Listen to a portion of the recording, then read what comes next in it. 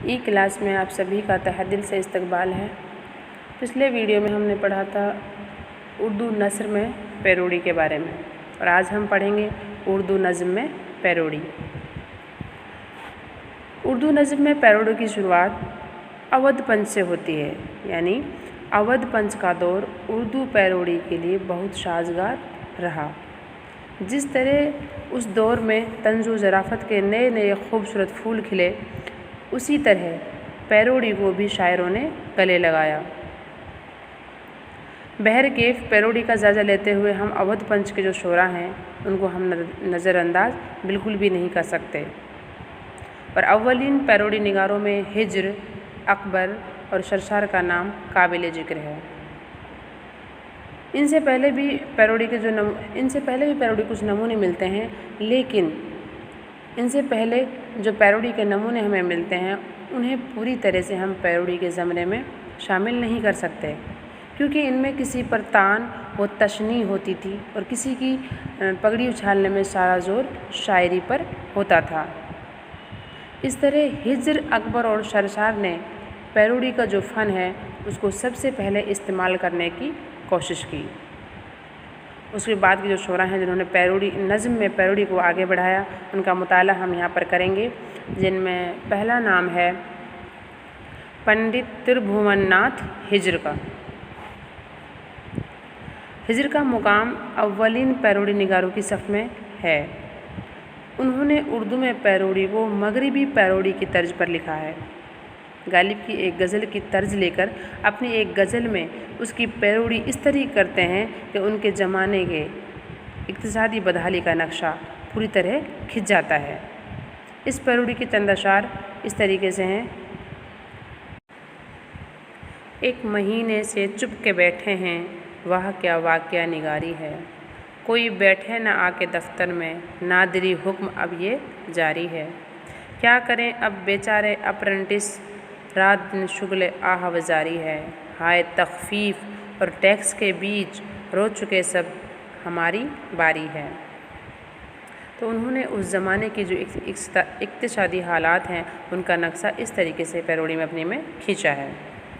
दूसरा नाम है अकबर इलाहाबादी का। अकबर इलाहाबादी के यहाँ पैरोडी के कामयाब नमूने मिलते हैं। उनका शुरू का कलाम नहायत संजीदा और मतानित से मामूर है, लेकिन अवध पंच में जब लिखना शुरू किया उन्होंने, ज़राफ़त का उनका एक मुस्तकिल रंग बन गई, यानी ज़राफ़त जो थी उनका एक मुस्तकिल रंग बन गई, और यहीं उनकी पैरोडियाँ सफ़ा करतास पर बिखरी। लफ्ज़ी पैरोडी का एक नमूना हम यहाँ पर देखते हैं कि किस तरीके से वो लफ्ज़ों को बदल कर भी पैरोडी को अंजाम देते हैं। एक शेर है किसी का, आ इंद लेब मिलकर करें आह वजारियाँ, तू हाय गुल पुकार मैं चिल्लाऊँ हाय दिल। ये शेर किसी और शायर का है, और उन्होंने इसको पैरोडी की शक्ल में सिर्फ़ एक लफ्ज़ का बदलाव किया है और उसको बिल्कुल बदल दिया है। हम देखते हैं, तो आ इंद लेब मिलकर करें आह वजारियाँ, तू हाय गुल पुकार मैं चिल्लाऊँ हाय कौम। यानी यहाँ इस शेर में दिल की जगह कौम लाकर शेर को कहाँ से कहाँ उन्होंने पहुँचा दिया है। यानी पहले वाले शेर में क्या था, तू हाय गुल पुकार मैं चिल्लाऊँ हाय दिल, और इन्होंने बदल दिया है दिल को, तू हाय गुल पुकार मैं चिल्लाऊँ हाय कौम। तो क्योंकि पैरोडी कुछ अल्फाज, कुछ ख़यालात, कुछ मतलब जो किसी ने लिख रखा है उसमें बदलाव करने का, रद्द बदल करने का ही नाम है। यहाँ पर उन्होंने सिर्फ लफ्ज़ी पैरोडी की है, यानी दिल की बजाय उन्होंने कौम इस्तेमाल कर लिया है किसी दूसरे, और उस शेर को कहाँ से कहाँ पहुँचा दिया है। अगला नाम है रतन्नाथ शरशार का। रतन्नाथ शरशार ने अपनी शहराए आफाक किताब फसानाए आज़ाद में शाकी नामा और मसनवी की जो पैरोडी की है वो उन्हें अव्वलीन पैरोडी निगारी की सफ़ में ला खड़ा करती है। डॉक्टर वज़ीर आगा उर्दू अदब में तंज मिजाम में रकम तराज हैं। उन्होंने फसानाए आज़ाद में शाकी नामा और मसनवी की जो पैरोडी की है वह न सिर्फ उर्दू शायरी की अव्वलीन तहरीफ़ों में है, बल्कि अपनी निफासत और तवाज़ुन की वजह से उन्हें तहरीफ़ निगारों के ज़मरे में शुमार करवाने के लिए काफ़ी है, जिसके चंद नमूने हम यहाँ पर देखते हैं। پلا ساقیہ مالوے کی افہیم، کہ کر آؤ گلکشت باغ نعیم، نہ مطرب نہ ساگر نہ مینا نہ چنگ، نہ چانڈو نہ افیوں نہ گانجا نہ بھنگ، کرم کر فقیروں پہ مائی ڈیر، میں قرباں نہ جاؤں ذرا کم ہیر۔ اسی طرح ایک اور پیروڈی سے کچھ چند اشعار ہم دیکھتے ہیں۔ پلا ساقیہ افیوں پینک فضا، بہت غم سے جی میرا گھبرا گیا، مراحل مصیبت کے طے ہو گئے، افیمی بھی پینک میں سب سو گئے، بس آگے نہیں تاب کچھ ہو رقم، کہ پینک میں اب جھومتا ہے قلم، بنام خدائے بصیر و شمیع، ہمیں گفتہ بوداست خواجہ بدیع۔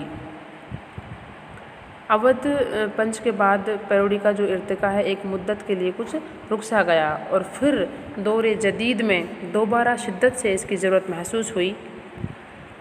اس دور میں جبکہ چاروں طرف جذباتیت کا سمندر ٹھاٹے مار رہا اور ہر شخص اپنے ہی جذبات کے دھارے میں بہا چلا جا رہا تھا، ایسے جذباتی دور میں پیروڈی نگار کے لیے پیروڈی کو ایک حربہ کے طور پر استعمال کرنے کا موقع فراہم ہوا، اور وہ جذباتیت کا شکار جہان پر پیروڈی کے ذریعے ہلکے ہلکے کچوکے لگاتا ہے اور انہیں ناہمواری کی ڈگر پر چلنے سے روکتا ہے۔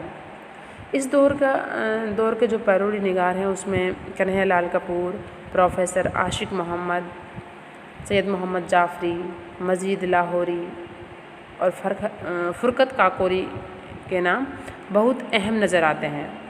تو اب ہم ان کا ایک ایک کا ذکر کریں گے۔ تو سب سے پہلا نام ہے کنہیا لال کپور کا۔ پیروڈی کے ضمن میں کنہیا لال کپور کا مضمون غالب جدید شعراء کی ایک مجلس میں خاص اہمیت رکھتا ہے۔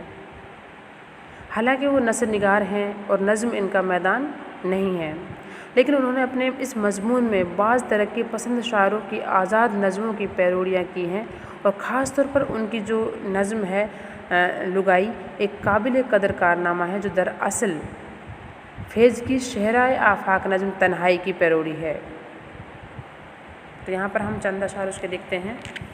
فون پھر آیا دل جار نہیں، فون نہیں، سائیکل ہوگا کہیں اور چلا جائے گا، ڈھل چکی رات اترنے لگا کھمبوں کا غبار، کمپنی باغ میں لڑکھڑانے لگے سرد چراغ۔ اور دوسرا نام ہے پروفیسر محمد عاشق،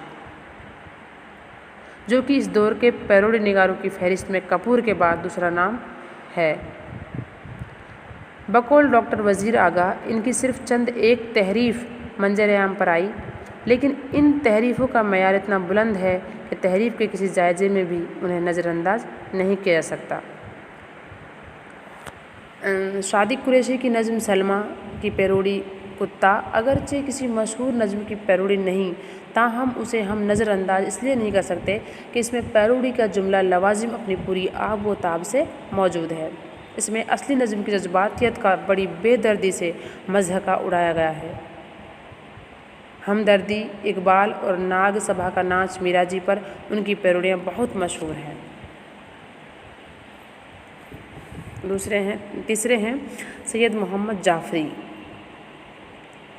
سید محمد جعفری جدید اردو شاعری کے ایک اہم تحریف نگار یعنی پیروڈی نگار ہیں۔ ان کی بہت سی نظموں میں تحریف و تضمین کا حسین امتزاج ملتا ہے۔ اسی انداز کی ایک اچھی مثال ان کی وہ نظم ہے جو انہوں نے ہندوستان میں برطانوی وزراء کی آمد پر لکھی تھی۔ اس تحریف کے پس منظر میں نذیر اکبر آبادی کی مشہور نظم آب لو دور کی روانی صاف دکھائی دیتی ہے۔ اس کے کچھ اشعار ہیں۔ مصن نے دیا الغرض یہ بیان، بہیں جیسے برسات میں ندیاں، اچھلتا ہوا اور ابلتا ہوا وہ سکھوں کو بالکل کچلتا ہوا گیا، الغرض وہ جواری گیا تماشا دکھا کر مداری گیا۔ اسی طرح وزیروں کی نماز کو اقبال کی شکوہ کی پیروڈی کہہ سکتے ہیں۔ اقبال کی جو نظم ہے شکوہ، اس کی انہوں نے پیروڈی وزیروں کی نماز کے روپ میں کی ہے۔ اگلا نام ہے مجید لاہوری۔ مجید لاہوری کے تعارف کے لیے صرف نمک دان کا حوالہ ہی کافی ہے۔ ان کے کلام میں تضمین اور پیروڈی ملی جلی ہوتی ہے۔ خوخلی معاشرت پر ضرب کاری لگانا ان کا مشغلہ ہے اور ملکی مسائل پر بھی وہ گہری نظر رکھتے ہیں۔ پیروڈی کے فن کو نہایت چابک دستی اور فنکارانہ صلاحیت کے ساتھ برتتے ہیں۔ نذیر اکبر آبادی کا آدمی نامہ، حافظ کے قومی ترانے اور نظم میرا سلام لے جا اور علامہ اقبال کی نظم فرمان خدا کی پیروڈیاں بہت مشہور ہیں۔ مسدس کریمہ کی پیروڈی بھی ان کی شاہکار پیروڈیاں ہیں، یعنی انہوں نے نذیر اکبر آبادی، علامہ اقبال کی جو نظمیں ہیں انہوں پہ بہت ہی شاندار پیروڈیاں لکھی ہیں۔ فرحت کاکوری جو ہیں وہ بھی اس دور کے ایک اہم پیروڈی نگار ہیں، جنہوں نے مداحہ کا حوالہ دیا جا سکتا ہے، جس میں انہوں نے دور جدید کے ترقی پسند شعراء کی نظموں کی پیروڈیاں کی ہیں۔ ناورا میں ترقی پسند کے انتہا پسندی کا مضحکہ اڑایا گیا ہے۔ ان کے علاوہ جو دور حاضر کے ان 5 پیروڈی کے علمبرداروں کے بعد پیروڈی نگاروں کا ایک سلسلہ سا شروع ہو جاتا ہے۔ ان شعراء کے علاوہ واہی، صادق مولی، شوکت تھانوی، ظریف لکھنوی، ظریف جبل پوری، چراغ حسن، علامہ حسین، میر کاشمیری، شفیق الرحمن، جنہوں نے بہت ہی کامیاب پیروڈیاں لکھی ہیں۔ تو اردو میں جو پیروڈی ہے حالانکہ وہ انگریزی ادب سے آئی ہے، لیکن انہوں نے پیروڈی نے نثر اور نظم دونوں میں برابر طریقے سے ارتقا پایا ہے، کیونکہ نثر نگاروں نے بھی اس کا دامن تھاما اور نظم نگاروں نے پیروڈی کا دامن تھاما ہے۔